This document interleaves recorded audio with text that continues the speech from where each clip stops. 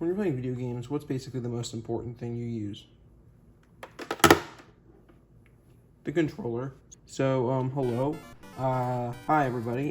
This video was sort of unplanned because the video I was making today, it hasn't turned out as I wanted it to, but I wanted to make something, so we're gonna do this video about Nintendo controllers.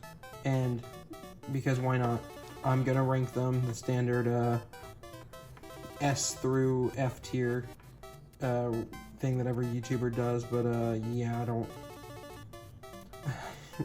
You can tell I did not plan this video, but yeah, but you know, we'll just go through all the different Nintendo controllers. I'll give my personal opinions, go through a little bit of the history of it. But yeah, we'll just start off with the classic Nintendo controller, or NES controller. Honestly, not much to it. It is a square with a D-pad and 4 face buttons. And, I mean, and I really don't know what to say about it. I really don't know what to say about it. It's a pretty basic controller. In terms of comfort, it's pretty comfortable, I'd say. You know, classic one of these movements. Start to dig into your hand a little bit if you don't hold it right, but I mean, I don't have any problems with this. Pretty comfortable, pretty iconic, pretty classic. Works well. Feels good, mostly. Does dig in a little bit here, but they sort of round it off, but not completely. I kind of want to give it S tier just because it's so iconic, but at the same time, I don't really know if I would consider it S tier or not. No, we'll just put this in A tier and I'll change it later if I want. This is not ranking, but I thought it was just an interesting tidbit to show you. Is there's actually 2 NES controllers. I'm not talking about like the joystick, which I can't remember what that's called, or the controller with the handles on that had the turbo buttons. But I am talking about this, the dog bone controller, which is what came with the revision of the NES, the top loader. I actually do own one of those. I just didn't really bring it out because I don't really think about it for this video. But this is the re-release controller for the NES, so they re-released NES. And honestly, I don't like it that much. I think it's kind of worse. I think they just wanted it to look like the Super Nintendo controller. You can see by the buttons here. I think these are literally from the Super Famicom controller. I think they literally are the same buttons from the Super Nintendo controller.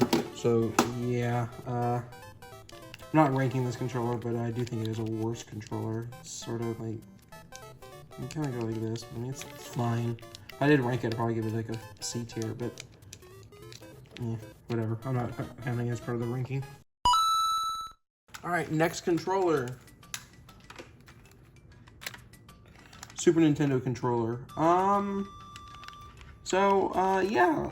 Compared to the NES controller, this controller is a lot more comfortable. It adds 2 more face buttons, and it adds shoulder trigger, or shoulder buttons.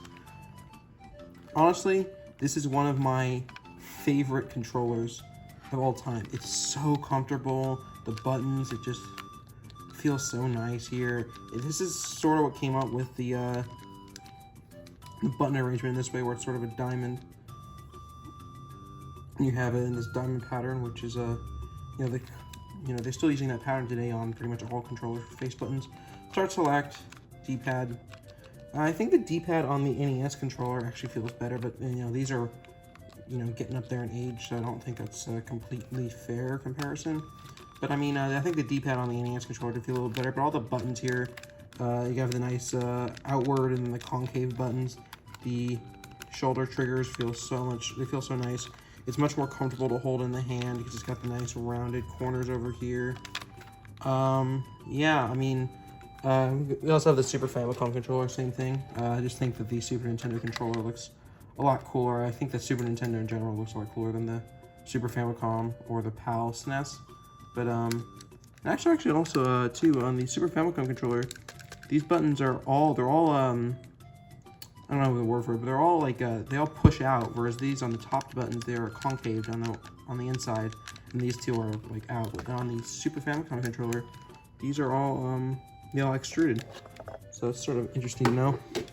Yeah, honestly, I'm gonna give this controller S tier.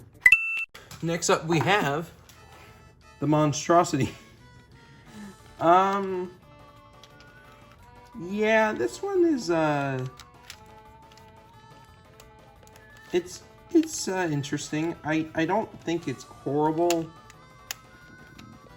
that bad, but it's not my favorite controller, that's for sure. Yeah, I don't know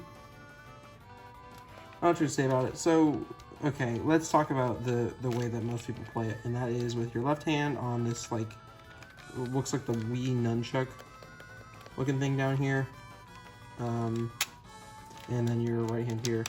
I think everyone has said that this controller is meant for Super Mario 64, and yeah, for that game, it's pretty good, I would say. It's a good controller for that game, you know. The analog movement is like it's a game that came with the analog movement. I mean, this controller is pretty much the first controller I know to have an analog stick on it, which is, you know, really important. I mean, every controller now pretty much has analog sticks, but, yeah, I mean, it's fine. I don't like I don't like how the menu buttons are on this controller. Like, I'm not a big fan of, like, the way you hold it as well. It's, like, fine, but it's, I don't know, like, B and A is here, right here, but yeah, but if you want to get over to the menu buttons, they're over here, and you have to, like, I don't know, they're so small, too. I mean, it works fine, but the problem is also, too, is it has this D-pad here that's meant for 2D games, and, you know, I think if it was, like, you know, meant for, like, its original purpose where you had 2D games, this would have been good, but there's, like, no games that use the N64 controller like this. Actually, like this, it's actually pretty alright here, although this, you know, pretty good, but I mean, like, most games use like this, and it's like, yeah, it's fine. I don't know. It's not uncomfortable at all. I just think it's sort of awkward, weird. Works well for a lot of the games. I think some of the other games kind of weird. Mario Kart, it works fine, but I don't know. I feel like they could have came up with a better controller. But I mean, overall, not bad. Except I do have a big gripe with this controller, and that is the analog stick. These like to loosen, because it is plastic on plastic. These are not the greatest joysticks in terms of durability. They feel when they're new and they are in good condition, they feel nice, but like in reality, they're kind of pieces of shit. So I don't really like that part. So honestly, I'm gonna give this controller a C tier. I would be okay with B, but this reliability thing and I don't know. C tier I think is appropriate. Next up, Gamecube Controller. I don't know that. I didn't ask you anything. Next up is the Gamecube Controller. Pretty iconic controller. It is still basically the default controller for professional Smash. I mean, they still sell an adapter or they did when Smash Ultimate came out. They still sell an adapter so you can plug this connector into the Switch and the Wii U. And they sold brand new GameCube controllers. This is a console in 2001. They were selling brand new GameCube controllers. 2018, no joke. Like 17 years later, they were still selling this exact controller, and it's a good controller. It works really well. I mean, it feels nice in the hands. It has analog triggers. It's got, you know, bumpers. Sticks feel good. Yeah, overall, a wonderful controller. There's two problems I have with it, though. First of all, there's no select button. I guess the N64 controller didn't have it either, but there's no select button, which I think is kind of weird, but whatever. The D-pad on this controller is pretty bad. It's not very good at all. Like, it feels like it's like way too cramped on this controller. Yeah, I don't know. C-stick feels okay, I guess. I mean, for those FPS games, it's a little weird, but I mean, it's fine. I don't really have an issue with the C-stick. But I don't really like the the arrangement of the buttons. I think that's okay, and I like how like the A button is sort of prominent, but I don't know, the X and the Y buttons to me are just sort of hard to, I don't know, I feel like, it's okay, this is a Mario Party mini game where you do this, and that's, just thinking, I don't know, I don't know, I tend to mix up these X and Y buttons a lot because they're such weird, like A and B, perfectly fine, but, the X and Y buttons, like, I do kind of get confused a lot, but honestly, it does have rumble built in, analog triggers, which feel really good. I'm gonna give it A tier. A lot of people give it S tier, but in my opinion, A tier, and you know, still a solid controller. Next up, the Wii Remote. This one's sort of hard because it's like so different than all the other controllers on this list. If we talk about it for its intended purpose for Wii Sports and all whatnot, solid controller. You know, any game that uses the motion controls, this works good. The pointer function works well. It's a good controller for its intended purposes. The problem is, though, if you want any sort of traditional game, it's a pain. Yeah, of course, it also came with a nunchuck, which does make it nice because since you now have an analog input. And, you know, a lot of good games can you play Mario Kart like this, although I'd probably prefer to play it like this because I'm so used to controlling with that. But you know, definitely some uses with the nunchuck. Having the analog stick is definitely nice. Definitely some games that do benefit from this control scheme. You know, and there's been some good games that have come out using this control scheme as well. I think Skyward Sword uses it pretty well. But when you're just trying to play any sort of regular game, like, okay, NES games on Virtual Console, this is fine. Like, I feel like this is fine. It's not missing any buttons. 1 and 2, A and B, start, select. I mean, I don't know. I feel like this is fine, but like, and if you can't play any, you know, with the Virtual Console, you had to have like a different, like a classic controller for Super Nintendo games, which is kind of annoying. I don't know. New Super Mario Bros. Wii. I think this is like okay, but I mean, D-pad's kind of small, not the best. I'm deciding between B or A tier. I think I'm gonna go with A tier because for its intended purpose, the Wii controller works very well, and overall, I think it's a good controller. I think I'm gonna go with yeah, I think I'm gonna go with A. I don't want to give it S just because when it's not in its like intended purpose, it's not wonderful. Yeah. Next up, Wii U Gamepad.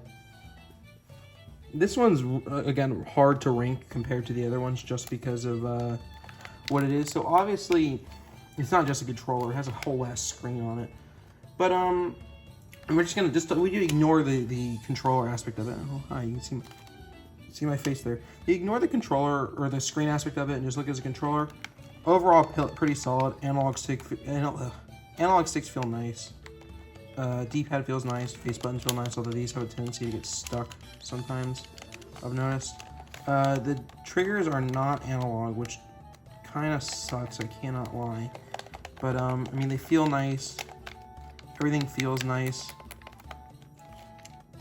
Yeah, I don't really have any complaints about the feel of it. But, because of the screen, and the screen did have some good functions. I think Game & Watch is a good one. Nintendo Land's another good one. And there's some games, you know, have used it, like how you have the inventory and stuff like that on here while you're playing the game on your screen. Lego City Undercover, I remember that was a game that used the screen very well. But, because of the battery life is pretty bad, and you have to charge it, like, a lot, and, you know, that sort of sucks considering that most games do not use this screen. It's pretty underutilized in most games, so I mean, you're just sort of left with a big-ass controller that has, like, a 2-hour battery. Well, I don't know about 2 hours, but it's no more than 4. So, I mean, yeah, that aspect of it sucks. The games that do use the gamepad, I do think, use it well. So, I don't know, I'm going to give it a B rank just because I feel like it's sort of just overblown. Like, it's fine to use. I don't have any issue using it, but it's just sort of like, I don't know, it just feels like it's, like, overblown for what it is, and, yeah, I don't know, B tier. I know I said I was only going to do the mainline controllers. This is why I didn't do the dog bone. But I do want to mention this controller, which is the Wii U Pro Controller. And in my opinion, this is one of the best controllers Nintendo has ever made. Let me talk about this. So, battery life. I think it's like 80 hours. It has the same battery as the original 3DS. It lasts forever. It is insane. I charge this thing maybe like... I don't ever charge the thing. I don't even know where the cable is to charge it, because it just lasts for so long. It's amazing. It feels great. It feels so nice. It's basically a Wii U Gamepad without the screen, and honestly, it just feels great. It just like goes right into your hand. The triggers all feel nice. Like, now again, not analog, which does suck, but I mean, it all feels nice. The analog sticks feel nice. It just goes right into your hand. The buttons are all in a good place. D-pad's in a great place. It is just such a good feeling controller. It's amazing. It doesn't have a gyroscope, which is kind of annoying, but I mean, it just feels nice. It just works. I really do love this controller. This is one of the best controllers I think Nintendo's ever made. S tier. Yahoo! Next up, I don't really know if this is a controller, so to say, but JoyCon Grip.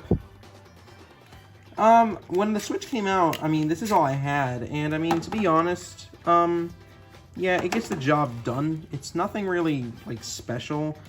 In my opinion, it would be a lot better if they just made it a little bit longer. Like, they just made these a little bit longer and, like, a little bit wider. It'd be less cramped, but they didn't. I guess this is really meant for children. I guess they figured the adults would buy the Pro Controller. But, I mean, like, yeah, it feels fine. Gets the job done, I would say. Honestly, it's I used it for a few months. I didn't really have a problem with it, but I was 13 at the time. But you know, I feel like if I had to use this, I could use it, but like I wouldn't want to do any long extended sessions with this. So JoyCon Grip, I'm gonna give it a C tier. Gets the job done. I don't know. I kind of don't want to give it D tier, but I mean, like, I think of all the controllers that except for the Wii Remote sort of and sideways, but of all the controllers, I feel like is the most uncomfortable. Actually, no, I'm gonna give it a D tier.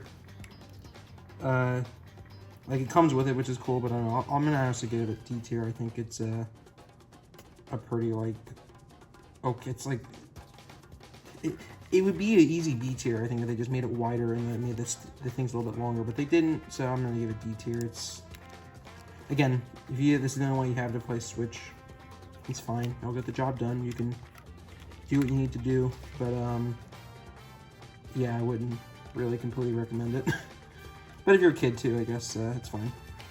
But if we just take off the Joy-Cons here and do something like this, I think this is a much better experience. I mean, you sort of like have like a controller without any sort of attachment to it. So you can just sort of lounge back in the couch, have it as far apart as you want, and use them like this. I'm not the big. It is nice. I personally don't like it that much, but yeah, I don't know. I do think it's fine though. Like, if you want to play like this, I feel like a lot of people do play like this. I guess they did it in the trailer too. But yeah, I mean, I feel like this is an okay method of playing the games. If the Joy-Con grip is uncomfortable and you don't have the Pro Controller, I feel like you just use it like this, it'd be fine. So I'm gonna give this like a B. No, I'll give it a C tier. Yeah, no, C tier. But if we now just go like this and talk about the Joy-Con as individual controllers, honestly, a lot of people hate it, and I get it. I get it. It's not wonderful, but if you think about it, if you're just, on the go, you put your Switch down in tabletop mode and you just take off the controllers, you have two instantly. I think that's not a bad thing at all. It is much better if you put the shoulder straps on them. I don't know where mine are right now. If you put the shoulder straps on, you get much bigger buttons. It becomes much more comfortable to have on its side. The only thing I sort of have an issue with is I feel like the left one is so much more comfortable than the right one because of the stick on it, like the stick being in the middle. But I mean, like, I don't know. I feel like this is fine. In terms of like controllers itself, I don't know. Probably D tier. Just because of, it's pretty shitty on itself. But I mean, it gets the job done. I don't know. I probably will keep them in D tier just because of that. But I mean, like, again, though, this is the only option. It's not terrible. It's much better than no option. And it's cool to think about that the Switch did come with 2 controllers out of the box, so that's pretty cool to think about. But lastly, Nintendo Switch Pro Controller. Besides the Wii U Pro Controller, and this has some improvements over that, I think this is the best controller. The only reason I think I kind of rate that one higher is because of the battery life, but I mean, and I feel like it I don't know, actually, now that I think about it, I think this one actually is better. Again, everything's comfortable, the battery life is incredible. The D-pad is probably better on the Wii U Pro Controller. This is sort of like this. It's kind of an D-pad, but I mean, the analog sticks feel good, the triggers are nice, meaty. Face buttons, really easy to use. There's that secret, I don't really know if I can get it on the camera here. I don't feel like it's good, this camera's good enough, or... Yeah, but if you do look in here, let's see if I can find it again. Maybe I had a little spot. Anyway, if there is a way where you can look past here, right here in this analog stick, and it does say, like, thanks to all game fans in here, which I think is pretty cool. But yeah, it has HD rumble from the JoyCons. I don't know, I definitely want to give this controller S tier. It's great. If it had analog triggers, it'd be perfect. It doesn't, but I mean, it's so comfortable. You can play with it for long periods of time. It's really durable. This one is from launch, and it still holds up really well. Battery life is still good, so yeah, in my opinion, this is great. But yeah, that is it. Yeah, so that is basically every mainline Nintendo controller, and this is the final ranking. Let me know your thoughts. I'm sorry this video was so weird and all over the place and not very well put together. The video I wanted to do, the Gaming on Mac video, I tried filming it today. It just didn't go well, and I wanted to put something out because I have been sort of slacking for about 2 weeks. So I wanted to get something else out. I'm probably going to do mini consoles next. Like I've said, mini consoles will be next, and then I'll work on the MacBook Pro video later. I think I'm going to have to delay that video a few months until Mac OS Sequoia releases fully, because I think the beta is causing some issues with it, because I had it working this morning and I had it working yesterday, then I went to film it today and it just stopped working and I couldn't fix it with a restart. So yeah, thank you guys so much for watching this video. Keep your eye out for mini consoles, and I will see you guys in the next video. See ya.